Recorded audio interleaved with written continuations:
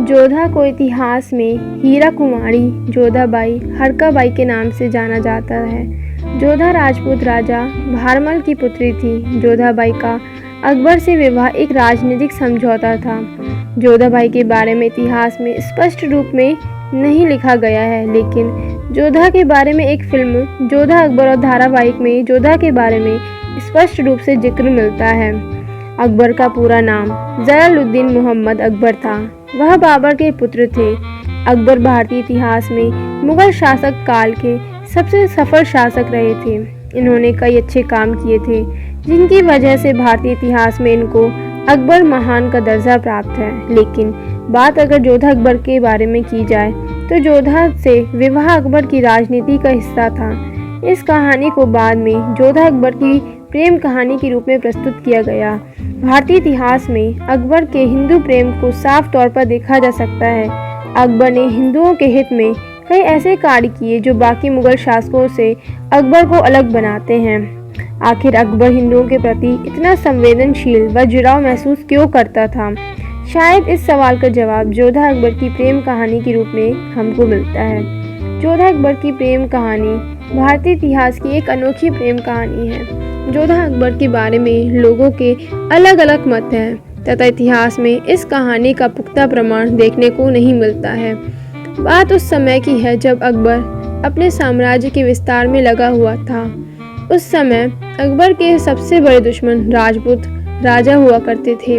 अकबर भी इस बात से भली भांति परिचित था कि राजपूत राजाओं से टक्कर लेना इतना आसान नहीं। इसलिए अकबर ने एक कूटनीति निकाली।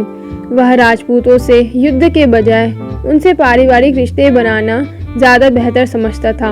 हालांकि अकबर के पास इतिहास की उस दौर की सबसे शक्तिशाली सेना थी, लेकिन अकबर युद्ध के दौरान होने वाले खून खराबे और जान माल से होने वाले नुकसान को ज़्यादा पसंद नहीं करता था। इसलिए उनसे राजपूतों से पारिवारिक रिश्ते बनाना ज़्यादा बेहतर समझा।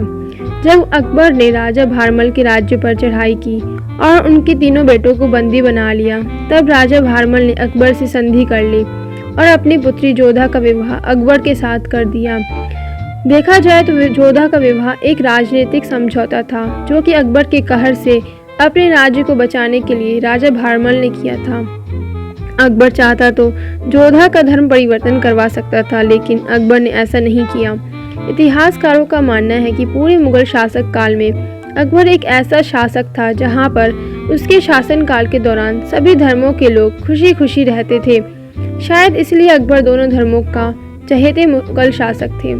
इन्हीं कारणों की वजह से जोधा के मन में अकबर के प्रति आदर और प्रेम का भाव उत्पन्न हो गया और अकबर भी जोधा को सभी रानियों में श्रेष्ठ रानी की नज़रों से देखता था। अकबर जोधा के साहस और बौद्धिक क्षमता का कायल था। वह अक्सर कोई बड़ा निर्णय लेने से पहले जोधा से सलाह मशवरा करता था। बाद में जोधा को मलिका हिंद का खिताब भी हासिल हुआ। इसलिए जोधा अकबर की कहानियों को प्रेम कहानी की नज़रों में देखने जाने लगा।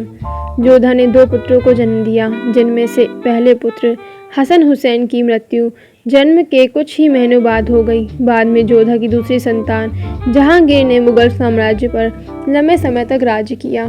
जानकारों के अनुसार अकबर ने जोधा के लिए किला बनवाया था। बताया जाता है कि अकबर ने उस किले में जोधा के लिए राम मंदिर का निर्माण करवाया था। इसी वजह से हमें अकबर के शासनकाल में हुई नक्काशियों में दोनों धर्मों की कला का समावेश देखने को मिलता है। लेकिन कई इतिहासकारों का मत है कि जोधा एक काल्पनिक पात्र था। प्रमाण किसी भी पुस्तक में पुख्ता रूप से नहीं मिलता। जोधा के अस्तित्व के बारे में लोगों और इतिहासकारों के अलग अलग मत हैं। आपको ये जानकारी कैसी लगी हमें कमेंट बॉक्स में ज़रूर बताएं। वीडियो देखने के लिए धन्यवाद।